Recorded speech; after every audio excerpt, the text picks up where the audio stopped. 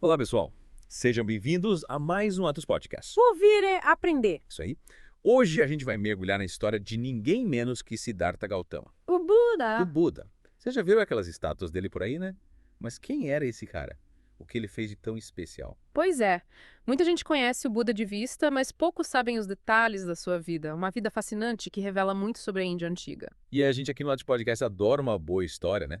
Para este mergulho profundo, você nos mandou um artigo da Wikipédia, em português, sobre Siddhartha Gautama. E preparamos um episódio incrível para vocês. Eu confesso, sempre tive curiosidade de saber mais sobre a história por trás daquelas estátuas. Quem era aquele cara, sentado, meditando? É isso que vamos descobrir. Prepare-se para desvendar os mistérios e mergulhar fundo na vida de Siddhartha Gautama. Bora lá. Começando pelo básico. Sabemos que ele era um príncipe, Nascido lá no Nepal. nascido no Nepal por volta do século VI. Mas alguns estudos recentes sugerem que ele pode ter vivido um pouco depois, né? É, um pouquinho depois. Mas essa época em que ele viveu é super importante. A região onde ele nasceu estava fora da influência da cultura védica, que dominava o norte da Índia. E isso influenciou a vida dele. Totalmente. Isso talvez explique porque o Buda só teve contato com os principais ensinamentos religiosos mais tarde na vida. Caramba! Um príncipe que não conhecia as religiões da sua época. É. Isso me faz pensar. Como eram as interações entre as diferentes culturas na Índia? E como isso influenciou a criação de Gautama? Ótima pergunta. Pelo que sabemos, Siddhartha teve uma vida de puro luxo. Ele era privilegiado. 3 palácios. Mas parece que as coisas materiais não satisfaziam. Tipo, já tenho tudo isso, e agora? Parece a história do príncipe que tem tudo, mas busca algo mais, né? Uma história que a gente vê até hoje. Total. O que será que motivou a deixar essa vida de conforto para trás? Largar tudo e sair em busca de respostas?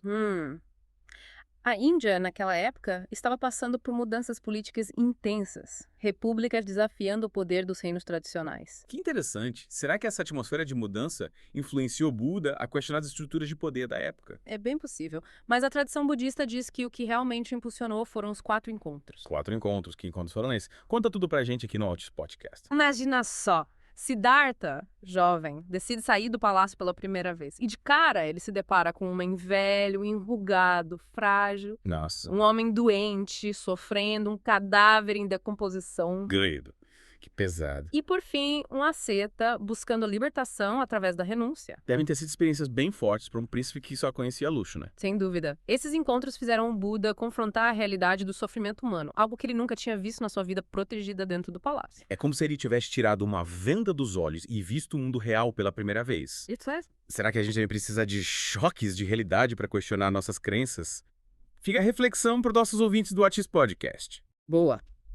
E o mais impressionante é que depois desses encontros, Buda recusou um reino que lhe foi oferecido. Um rei. Imagina, podia ter tudo. Poder, riqueza, conforto. Ele realmente queria encontrar algo maior, né? Exatamente. E essa busca o levou a experimentar uma vida de ascetismo extremo, a ponto de quase morrer de fome. Caramba!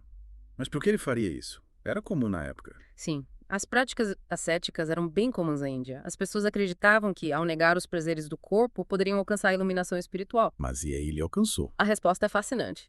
Dizem que ele se lembrou de um momento da sua infância, quando observava seu pai arando a terra e sentiu uma profunda paz interior. Uma simples lembrança o fez repensar tudo. Uma memória de infância mudou tudo. E aí, como ele finalmente alcançou a iluminação? Depois de 6 anos de busca intensa, Buda se sentou sob uma figueira, prometendo não se levantar até encontrar a verdade. Ele era teimoso, hein? 49 dias depois, ele se tornou o Buda. Mas o que significa Buda? O que ele descobriu? Buda significa o iluminado, o desperto.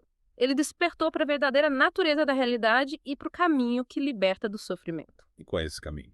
Através da meditação e da contemplação profunda, Buda descobriu as 4 nobres verdades, que são a base dos seus ensinamentos. Mas isso é assunto para a próxima parte do nosso Whats Podcast. É isso aí, pessoal. Fiquem ligados que a gente já volta para desvendar as 4 nobres verdades e continuar explorando a vida de Buda aqui no Atis Podcast. Ouvir é aprender. E estamos de volta com o Whats Podcast. Ouvir é aprender. Isso aí. Na última parte, a gente viu como Siddhartha Gautama deixou a vida de príncipe para trás em busca da verdade. E como ele alcançou a iluminação depois de anos de busca intensa. O cara era persistente. Mas e aí? O que ele fez depois de se tornar o Buda? Ele começou a ensinar. Espalhar o Dharma. Ou Dharma, a sua mensagem de libertação do sofrimento. E o mais legal é que o Buda não se limitou a um público específico. Ele falava com pessoas de todas as castas, gêneros e idades.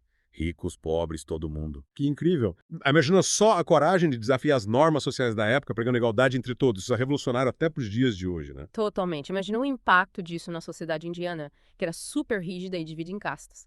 Essa mensagem universal do budismo, de compaixão, de busca pela paz interior, continua ressoando até hoje. Sem dúvida.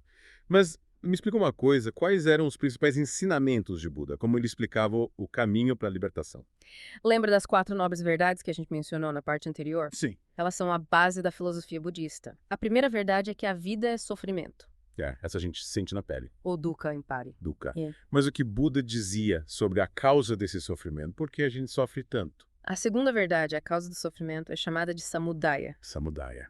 E está ligada aos nossos apegos, desejos, a essa busca incessante por satisfação que nunca tem fim.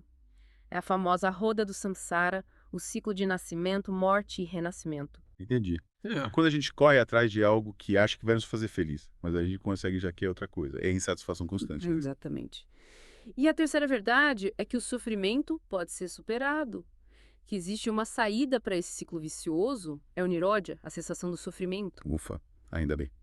Mas como a gente faz para chegar lá? Qual o caminho para superar o sofrimento? Essa é a quarta verdade, o caminho para a cessação do sofrimento. O nobre caminho óctuplo. E esse caminho não é mágico, exige esforço, dedicação, mas Buda garantia que ele leva à libertação. Interessante. E como funciona esse nobre caminho óctuplo? Quais passos a gente precisa dar? O nobre caminho óctuplo engloba 8 áreas da nossa vida. A compreensão correta, o pensamento correto, a fala correta, a ação correta, o modo de vida correto, o esforço correto, a atenção plena correta e a concentração correta. Nossa, quanta coisa. É um guia para cultivarmos qualidades positivas e purificarmos a mente. É como um manual para vivermos de forma mais consciente e ética, buscando o bem-estar individual e coletivo. Isso mesmo. E a prática da meditação é fundamental nesse processo. Através da meditação, a gente consegue aquietar a mente, observar nossos pensamentos e emoções sem julgamento e cultivar qualidades como a compaixão, a paciência e a sabedoria. Faz todo sentido. Mas e a vida do Buda depois da iluminação? Ele ficava só meditando, vivendo como um eremita. Na verdade, ele viajava pela Índia com seus discípulos, ensinando, pregando Dharma, formando comunidades monásticas, as sangas, As sangas. onde as pessoas podiam se dedicar à prática espiritual. Ele não era um cara isolado. Tipo um guru distante, inacessível. De jeito nenhum. O Algo. Buda era super presente, acessível, se preocupava com o bem-estar dos seus discípulos, dava conselho, ensinava na prática, através de exemplos, parábolas, histórias. Que legal. Ele realmente colocava seus ensinamentos em prática. E como ele lidava com as pessoas que não concordavam com ele? Com os opositores. Com paciência, compaixão e sabedoria. Ele não entrava em debates acalorados, não tentava converter ninguém à força, ele simplesmente apresentava seus ensinamentos e deixava que cada um fizesse sua própria escolha. Ele é tipo um mestre Jedi. Mas me diz uma coisa, o Buda também enfrentou desafios. A vida dele era só paz e amor depois da iluminação. Claro que não! Ele também passou por dificuldades. Perdeu seus pais, sua esposa se tornou monja, seu primo Devadatta tentou matá-lo e criou uma divisão na sanga. Nossa, que tenso. Mesmo um ser iluminado como o Buda não estava livre das dificuldades da vida. E é como ele reagia a essas adversidades. Com serenidade e equanimidade. Ele encarava as dificuldades como oportunidades de aprendizado e crescimento espiritual. Buda dizia que o sofrimento é inevitável, mas o apego ao sofrimento é opcional. Que lição poderosa. E como foi o final da história? Como o Buda morreu? Ele morreu aos 80 anos, de causas naturais, cercado por seus discípulos. Antes de morrer, ele deu suas últimas instruções, encorajou seus seguidores a continuarem praticando o Dharma e disse que a luz que eles buscavam estava dentro deles mesmos. Que emocionante. Uma despedida digna de um grande mestre. E com a morte de Buda, o que aconteceu com o budismo? Seus ensinamentos se espalharam pela Ásia, se dividiram em diferentes escolas e tradições, mas a essência da mensagem de Buda, de compaixão, sabedoria e libertação, permanece viva até hoje, inspirando milhões de pessoas ao redor do mundo. Que legado, incrível. É fascinante como a história de um príncipe que viveu mais de 2.500 anos ainda é tão relevante nos dias de hoje. E chegamos à parte final do nosso mergulho profundo no budismo aqui no Atis Podcast. Ouvir é aprender. É isso aí. Nas últimas partes, a gente viu como Siddhartha Gautama se tornou o Buda. E como ele espalhou sua mensagem de compaixão e sabedoria pelo mundo. Exatamente. Yeah. Agora, vamos mergulhar de cabeça nos ensinamentos. Nas 4 nobres verdades. E no nobre caminho óctuplo. Preparados para a grande finale. A gente explorou a vida de Buda, suas motivações e agora finalmente chegamos ao cerne da sua filosofia. É isso aí? Lembrando que as 4 nobres verdades são como um diagnóstico que o Buda fez da condição humana. Um diagnóstico preciso. E o nobre caminho octuplo é o remédio, o caminho para a cura. A receita para uma vida mais feliz e plena. E como bons estudantes, vamos analisar essa receita de perto. Com certeza. A primeira nobre verdade, como já vimos, é que a vida é sofrimento. É uma verdade universal. Mas o Buda não estava falando só da dor física, né? Não. A gente sabe que a vida tem seus altos e baixos, mas o que o Buda queria dizer com a vida é sofrimento. Dukkha, o termo em Pali para sofrimento, abrange tudo aquilo que é insatisfatório, impermanente, tudo que causa frustração, ansiedade, medo, apego. Nossa, é muita coisa. É a constatação de que, na nossa experiência humana, estamos sempre sujeitos a altos e baixos, perdas, decepções, doenças, e a lista continua. Faz sentido. A gente se apega a coisas, pessoas, situações e sofre quando elas mudam ou quando as perdemos. É inevitável. Mas qual a causa de todo esse sofrimento? O que o Buda dizia sobre isso? A segunda nobre verdade aponta a causa. Samudaya.